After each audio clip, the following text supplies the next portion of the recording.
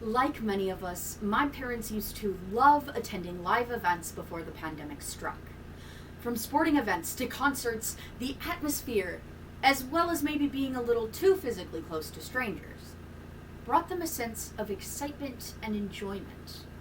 I can specifically recall one event that they were elated about: Billy Joel live at Lambeau Field. The music of Billy Joel defined their childhoods, and they had been in anticipation for months to see him perform. Now I'd like you to imagine, they're in line inside of the atrium on the way to get to their seats. They get their tickets checked, and they're directed to their ADA accommodated seats due to my dad's physical disability. Until they are stopped by security and told that due to their ADA seat choice, they are required to escort my dad by wheelchair. Now I'd like you to keep in mind, my dad has a below-the-knee amputation, had been post-rehab for almost 5 years at this point, meaning that he is fully capable of walking independently. He just requires some extra assistance in case of emergency. Security insists on taking my dad by wheelchair, and he reluctantly agrees. As he is being wheeled to his seat up the ramp into the atrium, they arrive before my mom, and the security staff dumps him out of the chair and onto the ground. As my mom came to find my dad lying on the floor with nobody to help him, my parents had a few choice words regarding the lack of appropriate accommodations for my dad's needs. Like most societal labels that define us, I'm sure we all have some sort of preconceived idea of what somebody with a disability looks like. Before my dad became physically disabled, I had always associated the term with a complete inability to walk, or speak, or even hear. But many of us lack the fundamental education to understand that disability lies on a spectrum, and that accommodation is not this one-size-fits-all solution. Today, I'm going to touch on the importance of practicing awareness regarding disability by first getting rid of our preconceived ideas of the disabled community. Secondly, recognizing accommodation as a spectrum and not a one-size-fits-all solution. And finally, bringing to light the importance of everyday acts of ableism that can be modified in order to better accommodate the disabled community. Now, I'm sure we have all mindlessly scrolled through social media and seen that video. There's a nasty Karen rolling the camera as a seemingly able-bodied young woman pulls into that handicapped spot at the grocery store. She is the villain of our story, until of course she is given the time and the platform to explain herself. According to the law offices of Cavi and Barrett, 19% of U.S. citizens are considered disabled, and this equates to roughly 62 million people. Of these 62 million, it is also estimated that 1 in 4 experience some form of discrimination at least once a day. Interacting with someone who struggles with a disability, whether physical or mental, is not uncommon, and rarely are you going to understand how or why somebody struggles with something that may come easier to a neurotypical person or able-bodied person. Even some of the most debilitating physical disabilities are not always able to be seen by the naked eye. According to the University of Massachusetts, 10% of people in the U.S. struggle with what is qualified as an invisible disability. Now, this includes a wide range of conditions related to mental health, chronic fatigue, pain, and lung disease. This makes up the majority of people in the U.S. who are considered disabled. Yet many people still have this idea of what makes up a disabled person. An essential step that you can take to getting rid of your impressions of the disabled community is not making assumptions based on physical ability. I can specifically recall one experience I had with seemingly discreet discrimination against my dad that really struck a nerve and made me realize that there are going to be a lot of people out there who don't consider my dad disabled enough.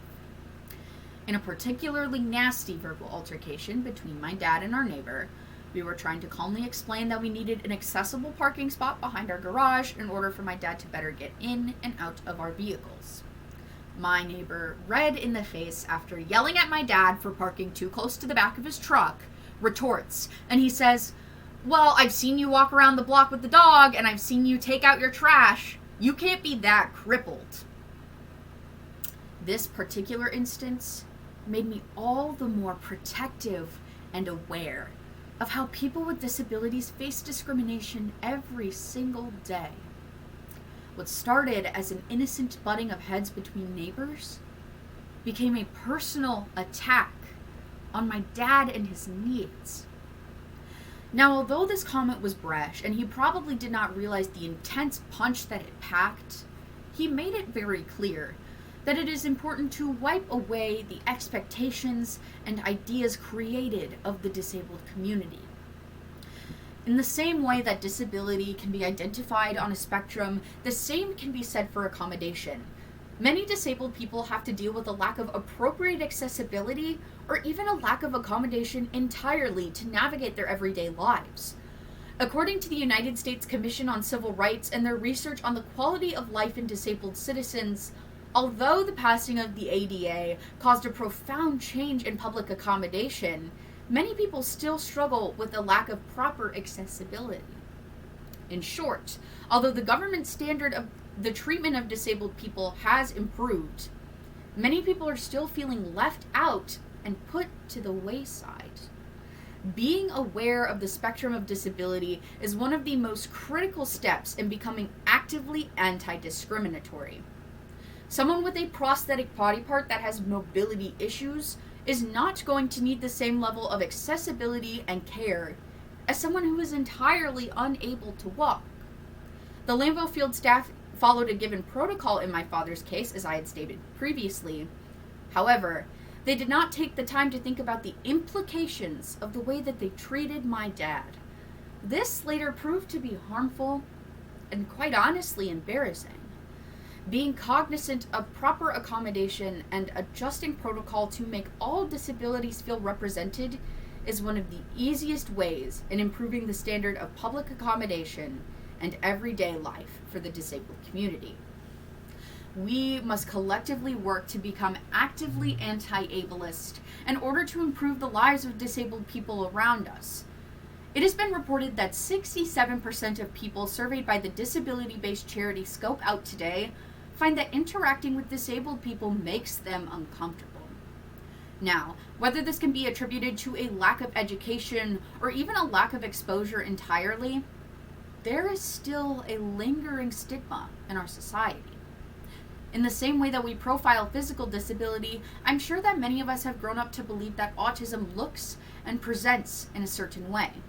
However, according to the Center for Disease Control and Prevention, 1 in 54 children in the United States have been identified on the autism spectrum. As the name suggests, autism is a spectrum, and how it presents itself is different in every single person diagnosed with it. The CDC also published a list of ways that we can further develop our interactions with the disabled community and become actively anti-ableist. And this includes a wide range of practices, including non-discrimination and fair treatment, modifying items and procedures to reasonably accommodate the disabled community, and eliminating the stigma and stereotypes associated with disability. Now, this is a simple list of things that we can do every day in order to improve the lives of the disabled community. However, many times these are tasks that prove difficult when you are actually put in a situation where you are interacting with disabled people. So how do we truly get over this stigma and improve the quality of accommodation and everyday life for the disabled community? Do not use that handicap stall unless you are equipped with a designated placard or license plate. Even if you have to go, save that accessible bathroom stall for somebody else. Only purchase ADA seats at events if you need them. And finally, treat the disabled community as they are, people.